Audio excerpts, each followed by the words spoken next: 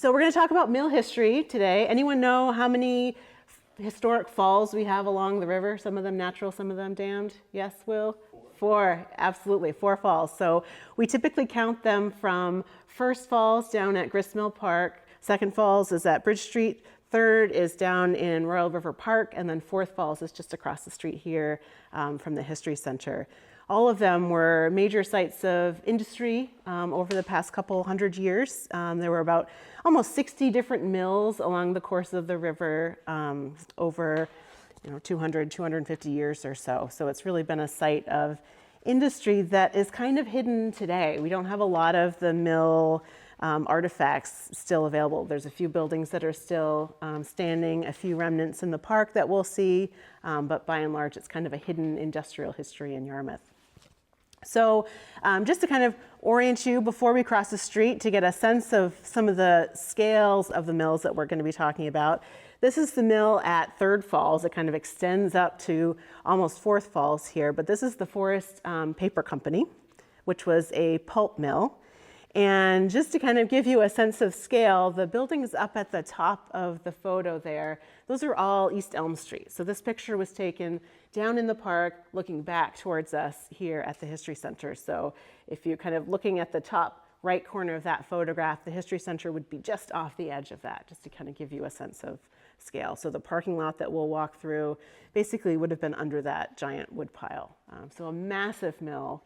We'll be walking through that site as we go. It took maybe covered about 10 acres. There were a dozen different buildings and a major site of industry that is largely covered up by the park that we'll enjoy on this beautiful day as we cross. There are some artifacts in this case from a variety of different mills. So you'll see some evidence of kind of canning industries. There was the cotton mill on Bridge Street that made seamless grain bags that are preserved in here as well. There's some spindles, there's shuttles, there's shoe lasts that were used in the manufacturing of shoes. There was a shoe mill across the street. And then behind some of you, some more photos. Those are all kind of clustered around Second Falls, I guess. The cotton bale dolly there would have been used in the cotton mill on Bridge Street. The photograph on the left of the brick mill looking similar to the way it does today. And then some photos of some of the workers and other earlier mill buildings there as well. So the reason we're hanging out here, this is Fourth Falls. You can hear it even if you can't see it. Sort of extends across and over, so it's quite a large area. And this was the site of a number of different mills over the years. So right where we're standing, essentially, was the site of a shoe factory. So they were making shoes and boots over the course of many decades. Over there, kind of right on the edge of the dam, was a machine shop. So a major industrial site. There were tanneries. There was a flour mill here at one time. So it was really a number of different industries that kind of reflect kind of the range of economic interests that were expressed in Yarmouth over time. One of the more interesting stories we have from this site is that after the shoe factories folded, the business took over the building that the shoe factory had, and it was a chicken processing plant. And that operated into the 1960s. So we have stories of local folks who grew up in Yarmouth, in the mid 20th century, who remember kind of the river being full of feathers and chicken carcasses, and that sometimes if you got lucky you could find a chicken that had escaped the factory.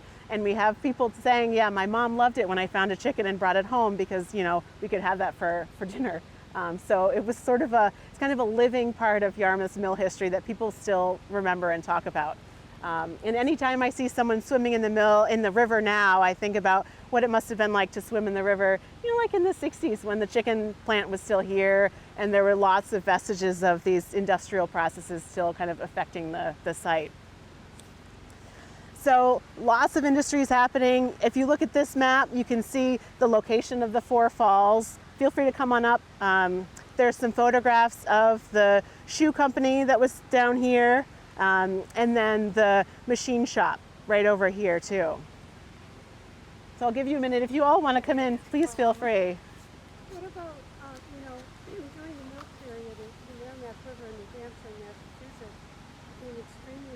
Yeah, yeah, What happened to this one? absolutely. I mean, it was in pretty difficult condition because of all the history of the mills over time. Has that been 100%? I don't know about 100%. You'll have to ask some of the scientists who are here. I think it's a lot healthier than it used to be, Yes, for yes, sure. yes. But in terms of current conditions, I'm not sure. I'm not sure. So I have an aerial view that just kind of shows this location. So I'll bring it around so you can all see it up close. But the History Center is pictured there.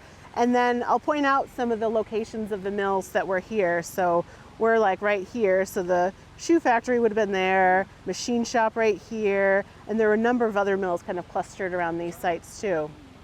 So this very unassuming, kind of ugly site here, this town-owned garage, this is actually the only remaining standing structure that was part of the chicken plant and the shoe factory. So it is a historic building, and you may have walked by it many times and not really realized that, but it does have those roots in our mill history.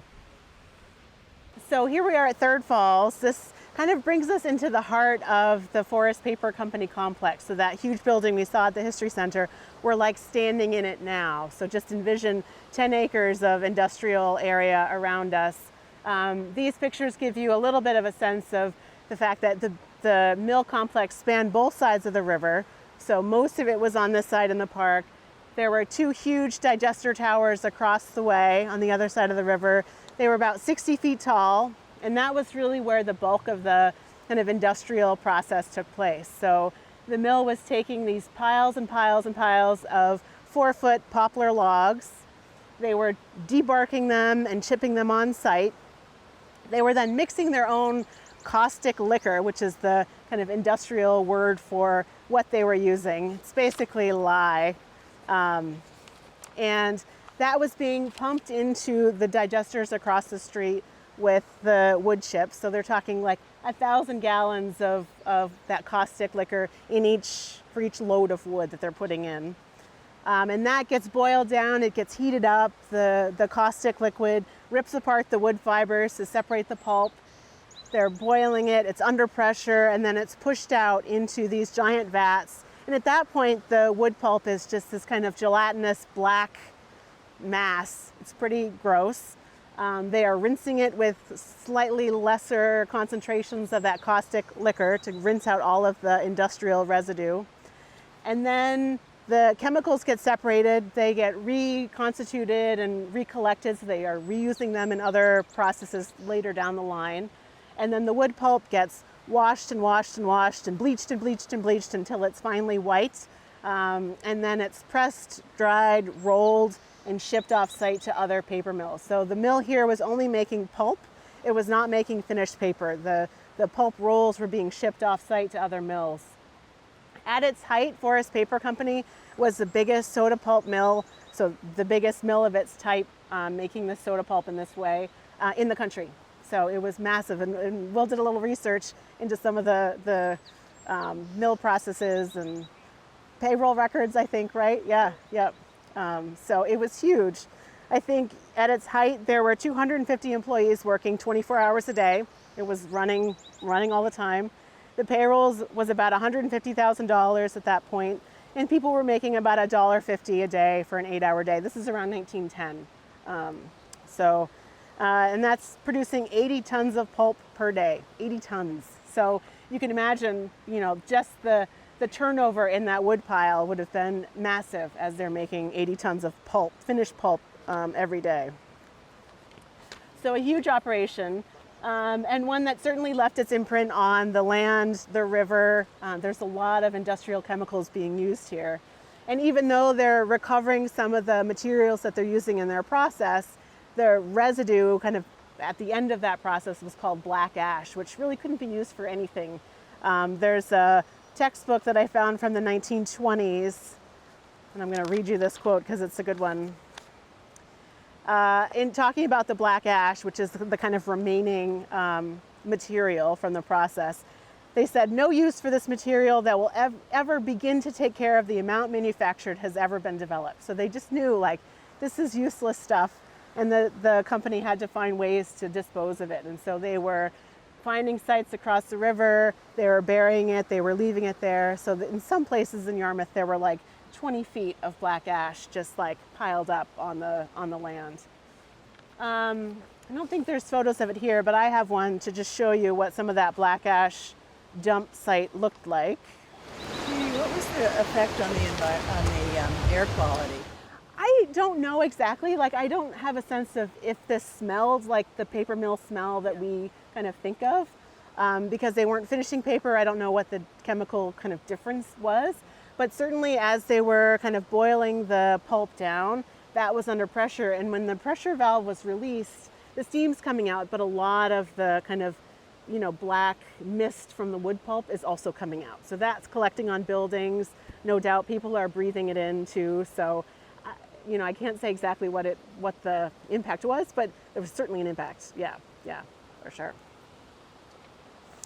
So black ash sites, let's see here.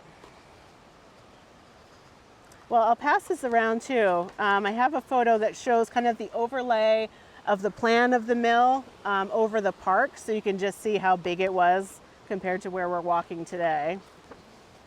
There's a picture of some of the black ash and the ruins. There you go.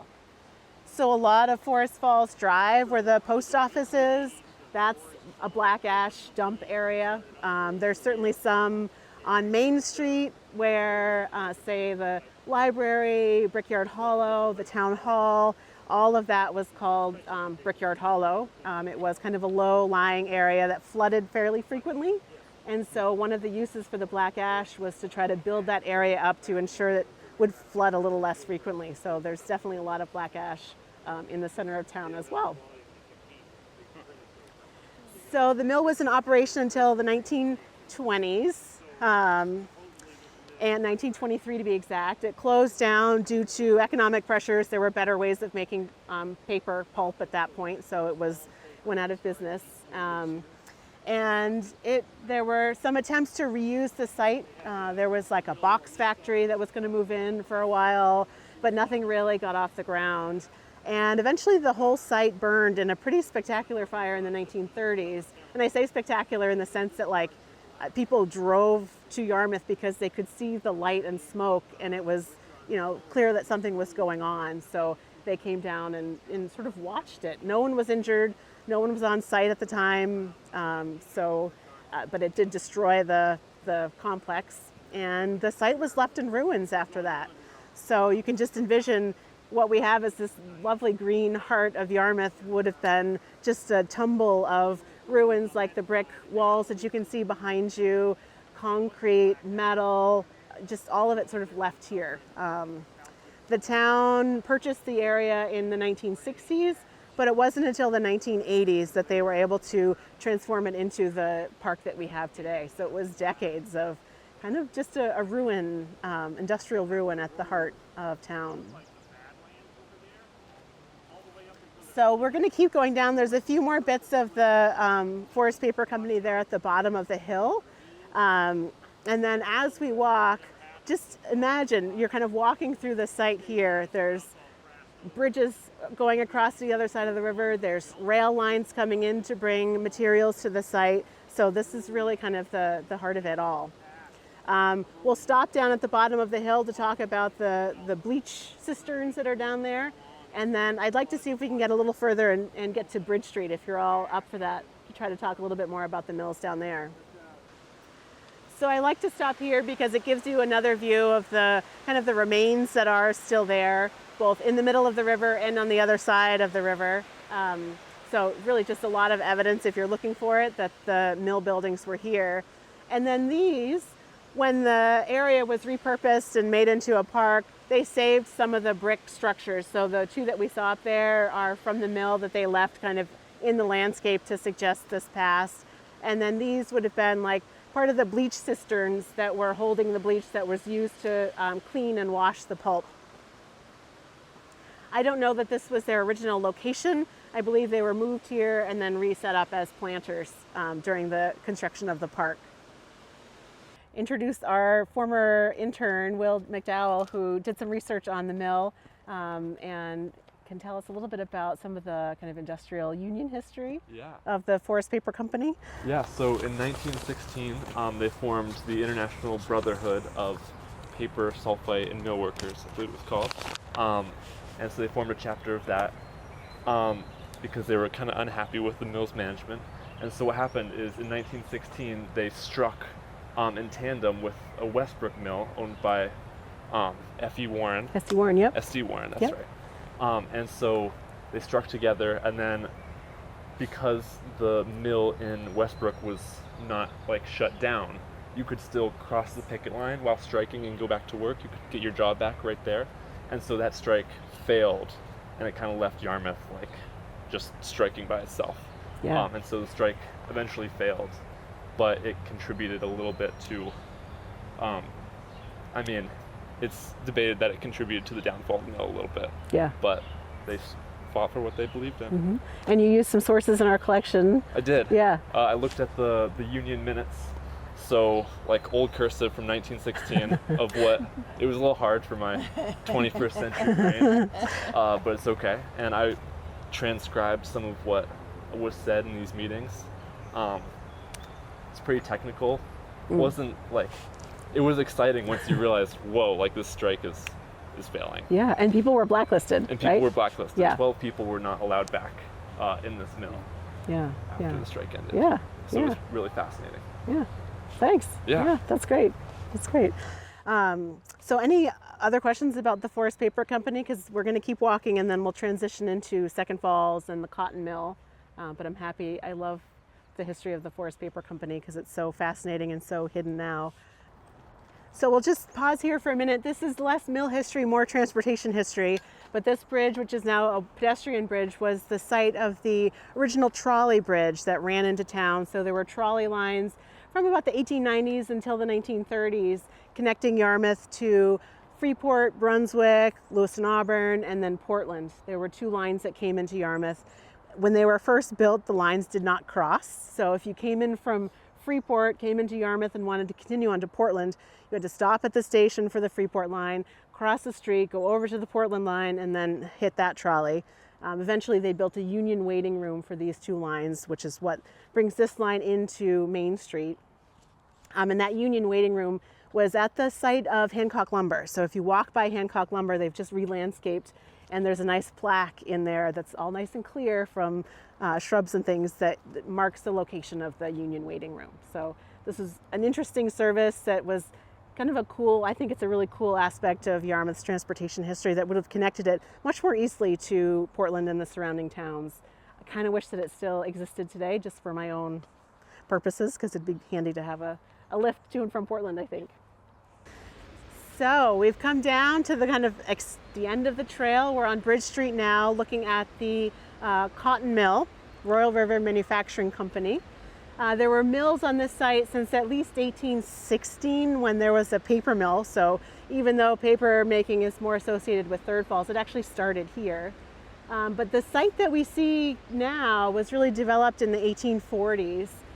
Philip Kimball built the brick mill on this site. He also built the kind of house, you can just see it behind this little office building right across from the mill. It's got the two white chimneys up above. It's kind of yellow paint with nice white pilasters on it. That was the mill owner's house, built in the 1840s as well. And then it's hard to see from here, but behind the mill on that side of the river, or that side of the street, there are two boarding houses that would have been used for the mill staff, the mill workers. So they could have lived on site and worked in the mill pretty conveniently. So this was developed in the 1840s. The mill that was built at that time burned down in 1855, and then it was rebuilt into the form that we see now. Expanded somewhat over time. The tower gets taller. They add a couple extra bays onto the mill, but it largely looks the same as what it did in the mid-19th century. And it was a cotton mill, so they were making seamless grain bags out of cotton yarn that they spun on site. So seamless grain bags would have been used to ship things like beans, corn, anything that you wouldn't want to like break and spill and make a mess in shipment. So fewer seams meant that was a stronger grain bag to use. They were in operation until really the mid 20th century. So it was about 100 years of operation at this site. I think business got a little dicey as they moved into the 1930s, 40s, 50s. So it did eventually close, and the mill building has been repurposed now. It had a couple of other industrial tenants. There was a rope making company here, and now there's offices, restaurants, a variety of different businesses in there. But the building is largely preserved to what it was in the 19th century. And it's really nice if you have the time to walk along Bridge Street and just kind of, it really still feels like a mill neighborhood with the owner's house there and the two boarding houses. It's kind of a nice survival compared to Forest Paper Company, which really doesn't survive at all. This is a nice snapshot of mid-19th century Yarmouth. All right, any other questions? Did you know, or Is that what they used? So they did. So the dam associated with this mill was a power generating site. It's no longer operational, I believe, but yeah, it was generating power. Yes. you know, was the cotton coming up from the south? Is that? I believe so. So this fall, we're going to have a talk that focuses in on kind of the relationship between Maine cotton mills and the cotton agricultural economy in the 19th century. So check our website, because I cannot remember the date off the top of my head, but it'll be September, October. So we'll learn a little bit more about kind of the economic connections between cotton mills in the Northeast and cotton plantations in the South. Presumably the shipping. Yes, absolutely. Yeah, yep. So it's I think not been well explored. So we'll learn more. Yeah. All right, so that's it for me. I'm happy to kind of chat more as we're walking back. But thanks so much for joining me on this trip. Yeah. Great. Thanks. All right. For more information about the Yarmouth History Center, please visit www.yarmouthmehistory.org or visit us at the History Center. We're at 118 East Elm Street in Yarmouth, and we're open Tuesday through Saturday from 10 until 4.